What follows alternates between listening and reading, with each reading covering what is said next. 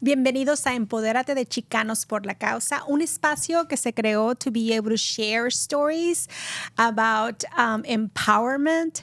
And then whenever, Fatima, we have the opportunity to share the space with some of our coworkers in CPLC Familia, is always amazing, huh? Yes, always. We always have very great guests. And today we have another great guest. And today we have Krystal Garcia. She is the Director of Business Empowerment with Prestamos, CDFI. She is the Associate Director of Entrepreneurship for ALPFA, the Phoenix chapter. She is also the 2025 participant for the NALCAB Pete Garcia Fellowship and the 2021 Arizona Foundation for Women inaugural She Leads graduate. I had to have my paper to read all this because I cannot remember it. That's amazing. But list of accomplishments and leadership roles. How do you feel today? I feel good. I feel nervous, but I'm ready to be kind of vulnerable and kind of share however I can inspire others through my story. It's amazing. Well, thank you for everything that you do. I mean, I know many of those opportunities also require a lot of your time and volunteer hours that you put in addition to your normal job. So let's start from the beginning. Mm-hmm. We know a little bit about your history. So tell us about your family. Where are you from and how did you grow up? Oh, my. So my parents are from Mexico. They're from a little town called Imuris. It's a super, super small town. Are you familiar? Yeah, de aquí del norte, ¿verdad? Aquí en Sonora.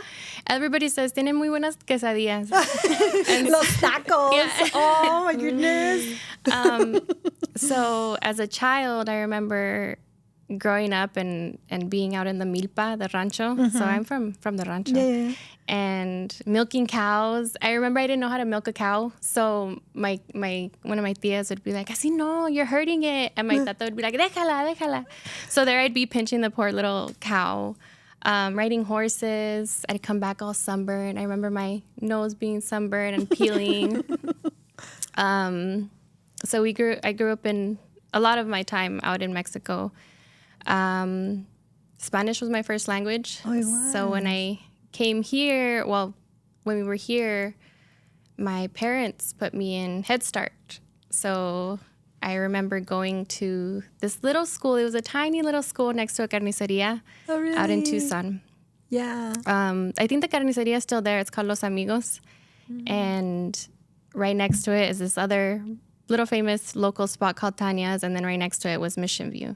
And I remember my mom walking me to school. I had to walk over these little speed bumps. I remember the experience of like not knowing any English and learning it all through Head Start. I learned how to speak English. Like I had to learn there. Like I was forced to. I didn't have a choice. So yeah, that's they do such an amazing job, right? Yes. And also engaging the parents in laying that foundation of education, having that routine. Y creo también en la familia mexicana o latina, right? You're so used to having your kids in your home and not even be able to trust anyone else that is not related to you. Yes. Like siempre teníamos a lo mejor a los abuelos, a los tíos, la tía, right? Que tenía todos los sobrinos en su casa cuidándolos. And then being able now in the United States, being able to trust strangers, right? Yes, and I remember my teacher being so sweet. I remember her being so patient. I had a little friend in the neighborhood, and like at times we would have to walk back. I was little, like walking back from that school to our house, and it was a walk. It wasn't close by. And I just think of my son. I have an 11-year-old son, and I'm like, I can't imagine the worry that maybe my parents felt because I just worry about my son even going to his school bus, like which is right outside his dad's house.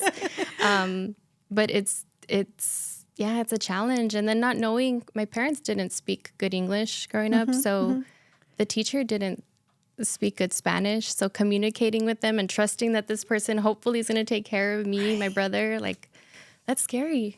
Yeah, absolutely. Absolutely. And but certainly it takes that network to be able to, being able to provide the tools for a child and get them enrolled in their future learning through.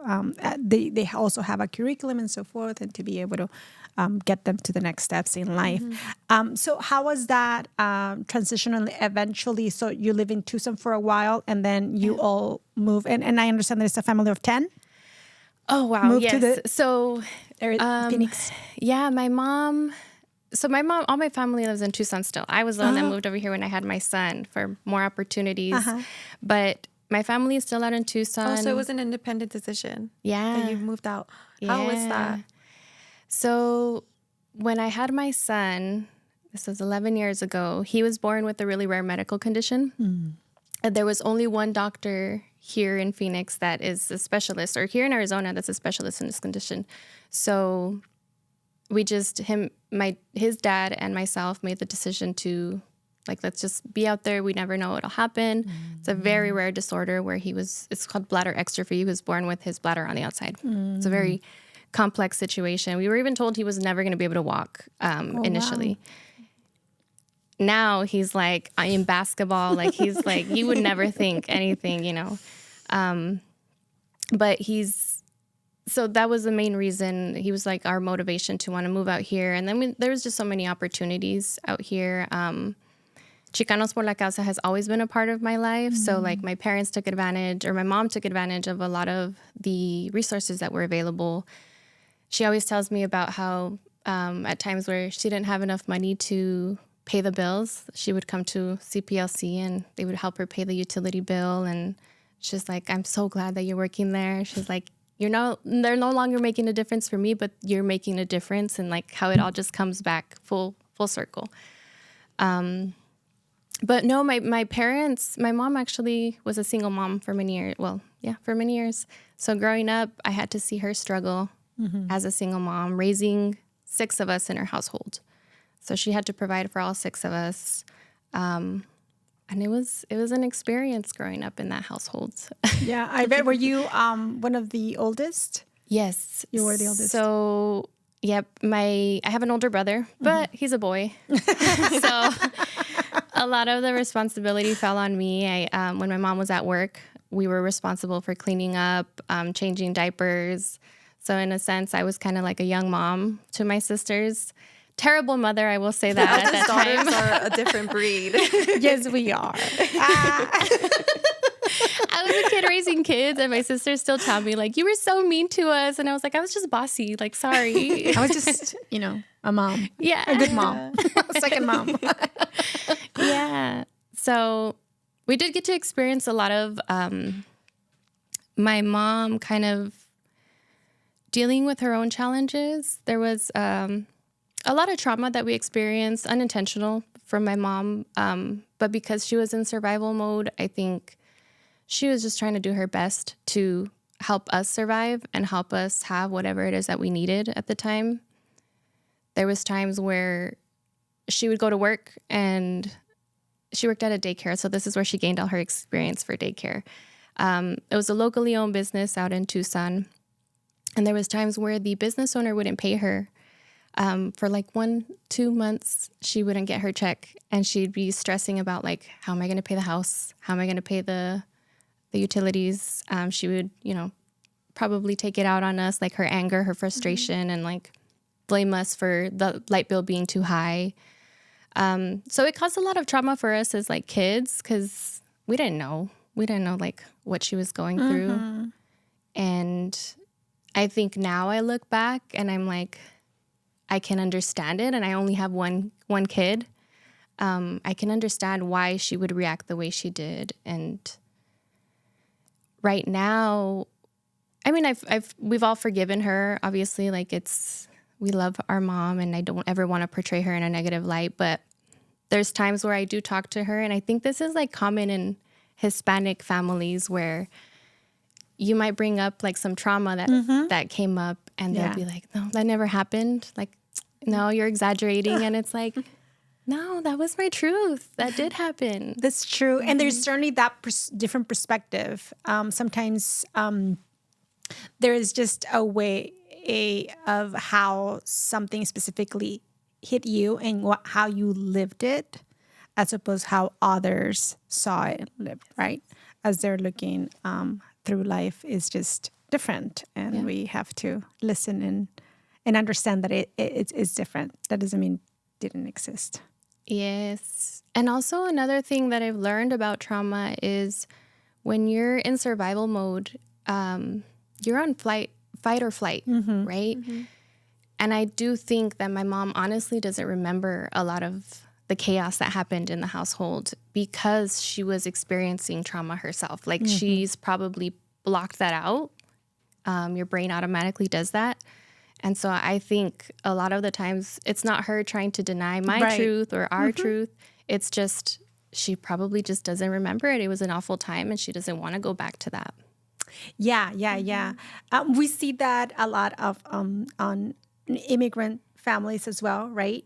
That you didn't have the time to really process much, but just continue to move on, especially if you were looking for better opportunities for yourself and then your family, then that was your drive. So anything else that happened in the way was something that you just need to look past it to be able to continue to move on. But yeah, now as we get to learn more of how to do things better in a different way, then we reflect back on what is it that I would want to do instead of what happened. Yeah, that's true. So how did you hear about CPLC? Well, growing up, my mom obviously used a lot of the resources. In school, they actually taught us. I went to Pueblo Magnet High School, and we had a teacher, and she would always talk about like, hey, like you guys should take advantage of these resources or volunteer. When I worked at a bank, I had a colleague there, and she would tell me her aunt works at CPLC, and I would always tell her like, hey, get me in. Like, how can you get me in? Eventually an opportunity came up and she's like, hey, like I can connect you with whoever's hiring. And from there, that's up to you. And I got connected with Teresa Teresa Miranda. Everybody knows Teresa. She's a senior VP of Prestamos, our lending economic arm. And she was like, hey, there's this very first full-time position that we're going to offer under the technical assistance side. It's for, at the time, she was telling me like all these things around it being around providing support to social enterprises. And I was like, I got to fake it till I make it. Like, I have no idea what that is. I'm Googling it. Like, okay, yeah, I know what that is.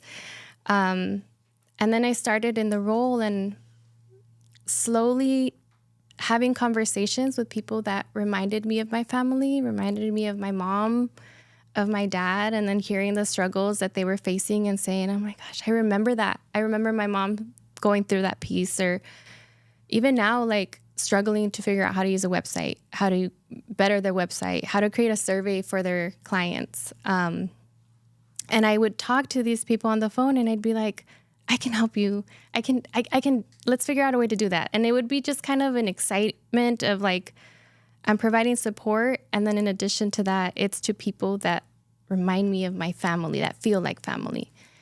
And then you realize that skill set, you already had it. Yes. You were thinking that you were faking it, but it wasn't there. In reality, you already had those skills.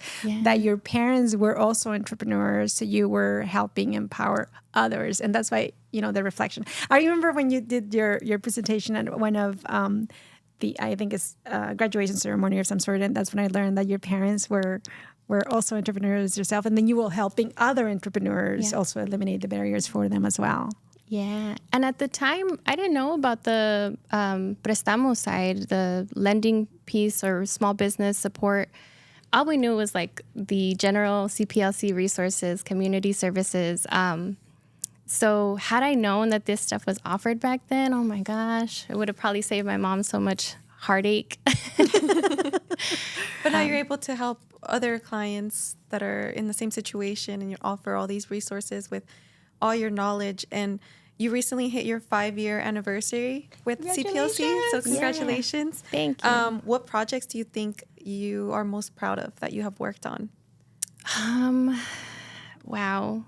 There's been a few. So initially when I first started, I want to mention a client, but I also want to mention a bigger piece to it.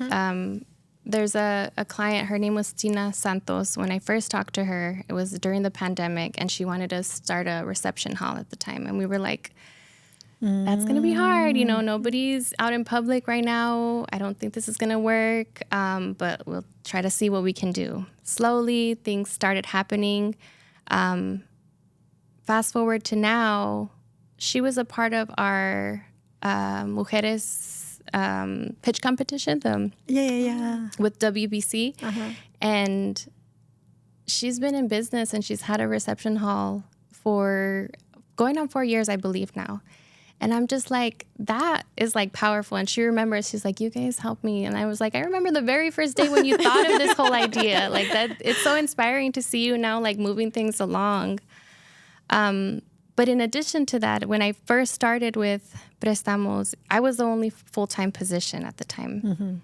I knew that there was a lack in processes because there wasn't like, we didn't have full-time staff that I can refer to or like figure things out. So I think my previous boss, Amber, she was able to recognize that I was able to build out these processes that helped gain clarity for our staff and slowly be able to build out a team that's been like so impactful. And we have it in a really structured way to where they can be more efficient with their time and how they're coaching, and then actually reporting back on the impact that we're making and the outcomes that are coming from that coaching. So being able to develop that process from the start and allowing and having a mentor like Amber to allow me to have that creativity was phenomenal, like for my experience, and just to be able to know like I can build something from the ground up. Yeah, absolutely. And I think the wonderful thing, especially as you reflect back on Tina, about the reception hall, is that if it started this idea and building up during one of the hardest times for businesses in that space, it makes them so resilient, and having the opportunity to help get us, guidance from somebody along that journey, it's really important, because even if, you're looking at other risks involved, she understood, but the fact that they had, somebody there along the way was crucial, obviously, to make them the successful business that they are today. And so, and in the same way, the situation that happens with the economy and other aspects of everyday life in the United States with and encouraging new business is usually tough times where the innovation and that really resilience gives them that drive. Yeah. Do you still see that in the businesses that you're helping empower today? I do. And the beautiful thing about working with the team and having them work with our business advisors is that we get to see a side of them that we don't see. Like maybe like there's a mindset shift that we have to coach them through. There's also on our end, we want to see them succeed. So when we see somebody struggling or they're going through tough times, we're trying to figure out like, hey, right now is hard, but like, let's figure out like what solutions we can bring in to get you out of this funk. What is the mindset shift that you guys have to work on regularly? Is it the fear of like losing their business, or is it, yes, I'm guessing fear is a main factor, and how do you walk them through it? Yeah, a lot of it is fear-based. There's a lot of resistance sometimes. Sometimes you're so used to doing things one way, and right now times are changing and evolving, and you need to, evolve with the times. Otherwise, you stay behind. Yeah. And I tell this to my son as well, like, and he's also inspiring me because he teaches me so much. But if you're stuck in one way, like figuring out why you're stuck to that specific mindset or that thought, it's not something that's easy to change. It's not something that's easy to navigate. So it takes time. It's not something that I can help you overcome in an hour during our coaching session. It's like, we're going to guide you through this over time. And hopefully at the end of the day, it's your decision to make, but hopefully you feel empowered and strong enough to be able to say like, I need to make this change. your life. Has there been a specific moment that you want to share as, you teach others that want to start, the new Krystals out there that want to start, getting engaged in their community, but also in the business world? Yeah. So as a single mom, it's really hard to balance both things. I want to be 100% in my work, and I want to be a community leader and make impact through my work. But at the same time, I want to be present 100% with my son. And it's hard to do both things at once. I know I'm not alone in feeling this way, and I know I'm not the only single mom out there, and there's so many powerful women out there that can do it, and I consider myself one of them, but there are times where I know I struggle with being 100% in both sides.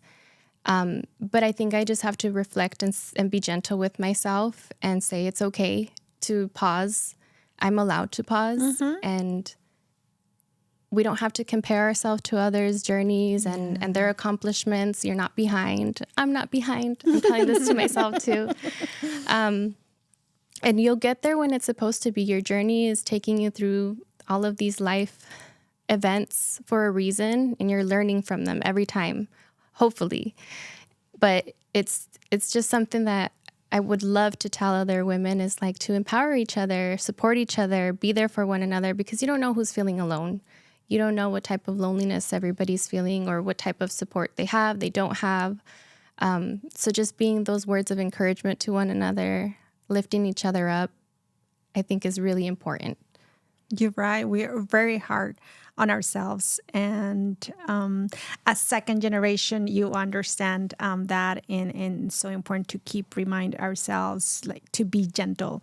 That I think if we start with that notion earlier in life, would it be a lot better? I know I would. But in the sense of making sure that, you continue to be focused, and it's okay to take your time in that journey. And growing up, I never had an example of like a strong woman that was also soft. And through my healing journey, I've seen my mother always have to be strong. Like she just was like that power woman that was going to figure it out no matter what. And I admire her for that. I admire that strength, because doing it alone, you don't have anybody. Motherhood is a thankless job. So reflecting back, I'm like, did we ever show her appreciation? I doubt it. So now I'm just kind of thinking through like it's a hard journey that I'm going through, and I want to be soft in it as well. I don't want to be hard. I don't want to have to lead with so much harshness. Right now is like a really important time for me to lead with softness and be gentle, not only just to myself, but to others, like on my team. Everybody's going through their own experiences, and I'm sure right now they're feeling a lot of impact, whether it's professionally, personally. And I want to show them courage, but also show them empathy and be there for them. So a lot of the times, a lot of women have this perspective of like, you have to show strength. Some women are even scared to cry. So if I do cry today, I'm not going to apologize for it. Good. But it's okay to be soft. That's what I have to tell myself. That's part of my healing journey that I don't have to do. I've been strong my whole life as well, and I don't have to be. I can release. Traditionally, that type of understanding in the traditional sense doesn't align with business. How has been your experience in being vulnerable when being in the economic development and business side? Especially being a leader, a director. Yeah, it's hard. Sometimes I feel as if maybe I don't get enough respect because people think, oh, she doesn't know. She's shy. She doesn't have that voice. And then you prove them wrong. Yes. I definitely try. But it's hard. I will say there's times where I do start doubting myself. If I notice somebody's doubting me, I'm like, maybe I don't know.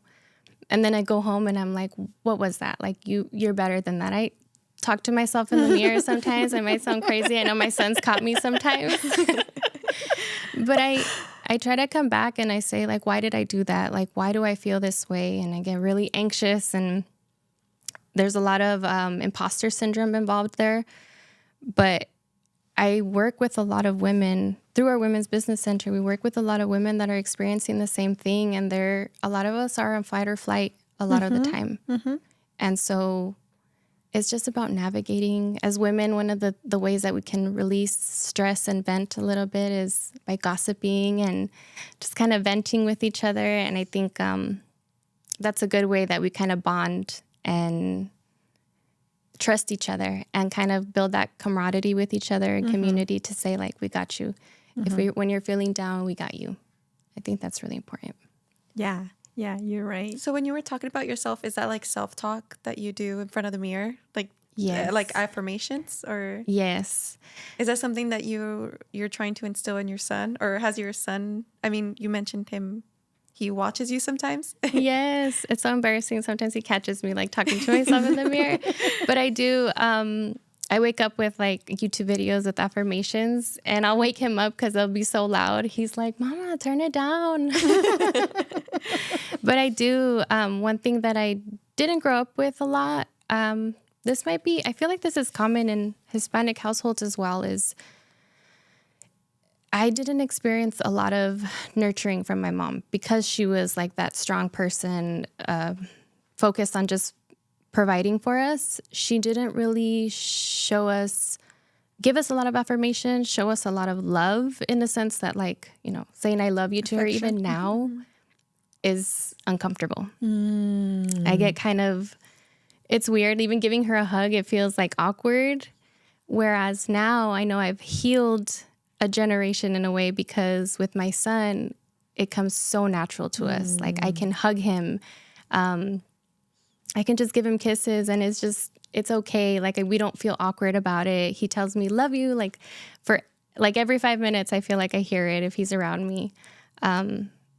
And I feel like that's a sense of healing that I want to continue doing in different forms.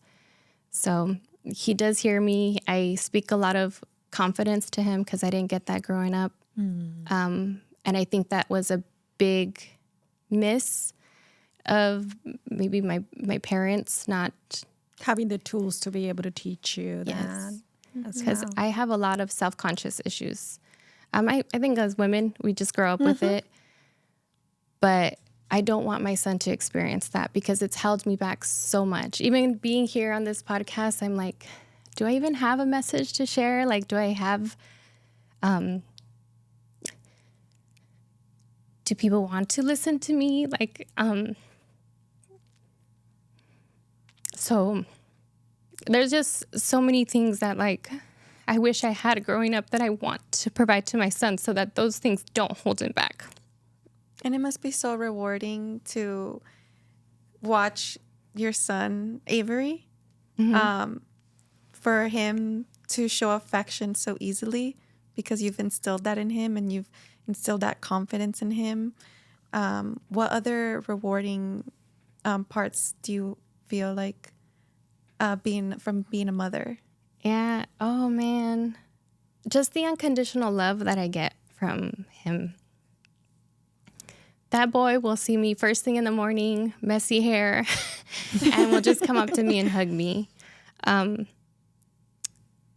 That's like true, authentic, unconditional love that us mothers get to experience. And I think it's the most beautiful piece of it. Sometimes we take it for granted, I think. I know I do. Sometimes I'm so focused on like being that provider. And then I think because I experienced that growing up, I'm like, no, I need to be present with my son. And it's hard. It's hard being present when you've got so much going on at work. And balancing everything, multiple hats, being in a leadership role, but then also being a single mom. Like, how do you balance all of that? It's hard. It's so difficult. But I think my son he's not looking for me to be perfect for him. He just wants me to be present. And that's all he asks for. He doesn't care about the money, or all he wants is quality time from me. And there's times where I'll spend time with him and I'm on my phone trying to get something done. And he's like, Mama, you're on your phone. You're not listening to me. And I'm like, he's right. Let me put this down. I can spend 5 minutes with him and this can wait 5 minutes. So I think it's definitely a hard thing to do as a single mom. And I'm sure other single moms feel the same way because we don't have that village. We don't have that support. But I think it's important to know that really all they care about is just being there, being present, recognizing and valuing that time you spend with them. Yeah, absolutely. And the fact that obviously he knows that. And we all know that your voice is value and that we see the long-term impact that you're making in the people that you serve. So when you're spending that time, it does have impact. Today we heard from another of our guests that we had no idea and had a connection to one of our services. I was driving one day, as we sometimes have in the mornings, about some challenge that I'd just introduced the day before. And then hearing from somebody, total stranger, that just asked me, what do you do? And we mentioned Chicanos por la Causa, and I was like, yes, I'm a Latina. And so my mom volunteered, and she was just so proud to have that connection with me that I was like, yes, thank you. I mean, this is amazing. Like, you have no idea what connection and what specific moment in time can really help you re-energize and feel that, yes, it's worth it. And on the same end with that family, right? When your son tells you, I just need 5 minutes. And instead of just feeling guilty, you take the 5 minutes, you're like, this is the time that I'm devoting to him. And then I can move on and continue the rest. Because I think sometimes speaking of not being good to ourselves, right? That we're like, oh my God, what a bad mom I was, that I didn't realize that he needed, and I needed to, before he told me that I needed my attention, that I should have seen it. And I should have given him that time. And what a bad mom could I have been for not identifying that in the first place. But instead it's like, yes, he sees me and now I see him too. And I'll do better. Yes. And it's a constant struggle for sure. I'm sure you can relate with going to bed and thinking like all the things that you did as a mom and like having that mom guilt of like, I should have done this better. Why did I yell at him? Or why did I do this? Or why didn't I do this? And just sitting there in bed thinking like, tomorrow I'm going to try to do better.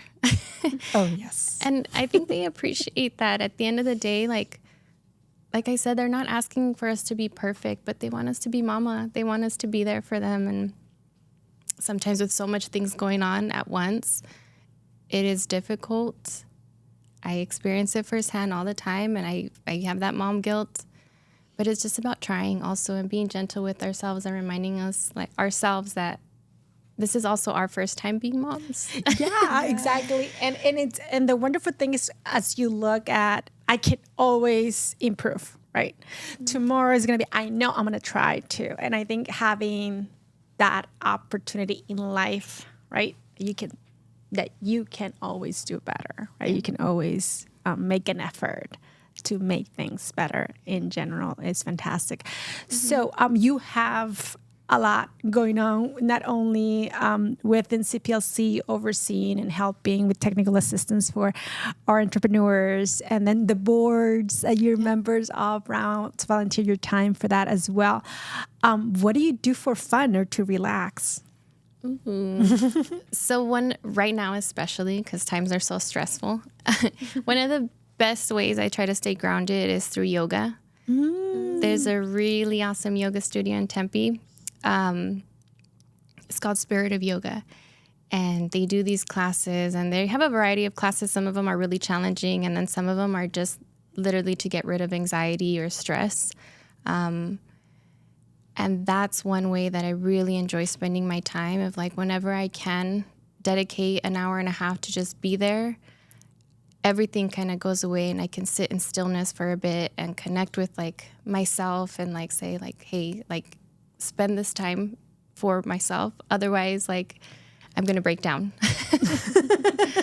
So that's a beautiful way. I also do a lot of reading. I do a lot of self-help reading. I don't know why I love reading about like what others do to improve themselves. Do you want to recommend a book? Yeah. Simon Sinek, he's a very well-known author. He has this book called Leaders Eat Last, and that's a really good one if you want to just kind of take away ideas on how to build a circle of trust among your team. Because I think it's really important, and it helps your team kind of feel motivated to want to provide support to you if you have that trust. Would you be able to share, I guess, like 2 points that stood out to you from the book or that you found interesting? Yeah, I think that circle of trust one, making sure that they feel safe so that they can be creative. Another one would probably be your team kind of comes first. Your team comes first in a sense of figuring out what their needs are so that they can be efficient through their work and they can trust you in helping them make their own decisions. So instead of giving them solutions, they'll come to you, ask you questions, and then you just kind of guide them through that conversation so that you can help them identify the solution that they already knew that they could go with. And giving them that flexibility to be creative and allow them to make mistakes. I think that's super important. Our president and our VP have always said, this is a safe space to make mistakes because as long as we learn from them, we can continue, we can move on. And I think that's a powerful message that I also try to instill in our team. Yeah. I guess in your leadership role, I'm guessing there's, can you share a story where you've implemented that or like that you remember and like how it made you feel like good? Yeah. So like I said, I like to really lead with softness. So a lot of the team, I try to teach them as if they were my family, as if I think being a parent helps me see them as like my children. even though some of them are older than me, I kind of, whenever I'm experiencing some challenges or they're experiencing challenges, I think of it of like, how would I talk to my son through this? Like, how would I help guide this person as if they were my kid? So, I mean, pretty recently there was an issue with, I don't know, taking time off and some restrictions that we were going to be putting in place. And, you know, my staff member came in and talked to me and had a conversation with me and let me know, like, hey, this is what's going on. This is why we're asking for this piece. And I just asked questions and I was like, well, do you think it'd be fair if we did it this way? And like, it was very fact-based. But then at the end I said, I hear you and I know that you're human. I know your family comes first. At the end of the day, I want to make sure that you're happy and that you're not just going to call off on me, or if I tell you no, like it's going to be a bigger issue. You're human and I hear you and I want to put you first. So if this is going to make you happy and, you know, that's all you're asking for, let's do it. Let's figure out a way to do it. But I also want it to be fair. So if it's happening for you, I want it to happen across the board with everybody. It's not just going to be an exception we're doing for you. And I think that kind of helps others kind of take a step back and say, okay, you're right. I shouldn't be selfish, or I should, I don't know. It's just kind of like guiding people through different perspectives so that they can understand where we're coming from as leaders, rather than saying you're doing it this way because I said so. It's more of like, here's the why behind of any decision that we're making. That's fantastic. Anything new happening and exciting for you this year that you're looking forward to? So, yeah, I mean, right now I'm a fellowship with NowCab. And congratulations. That's the National Association of Latino Asset Builders. Is that right? Yes. So you're going to go start.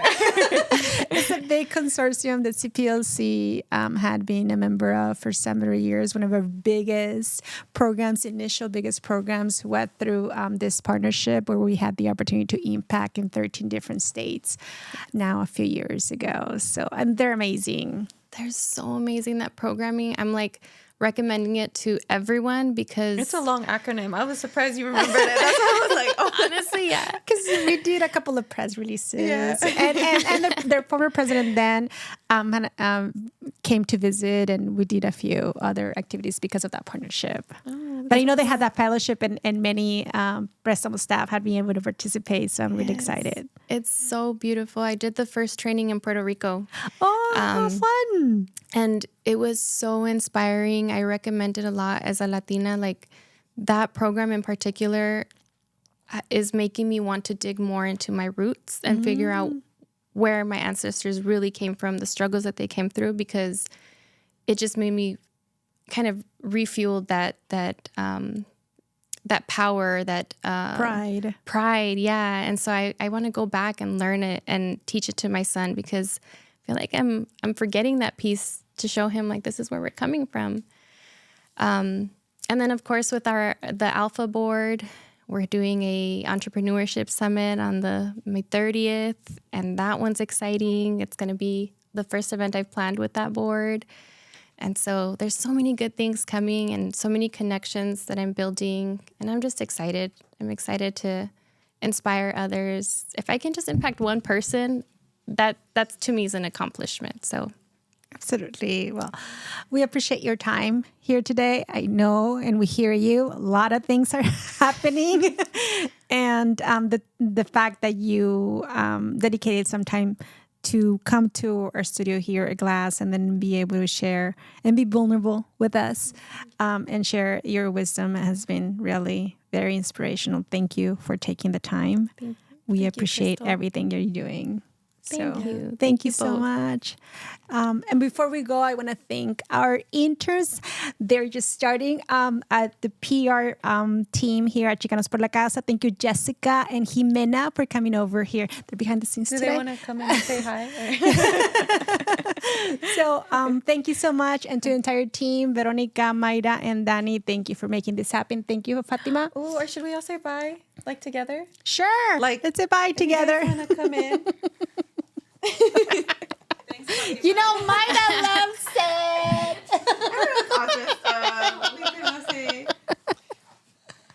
Come on, girls. Okay. should I go over here? Yeah, come on. So from everybody here at Empoderate, we want to say that you have a great time this year, and I hope you continue to tune in with us. Have a great time. Bye.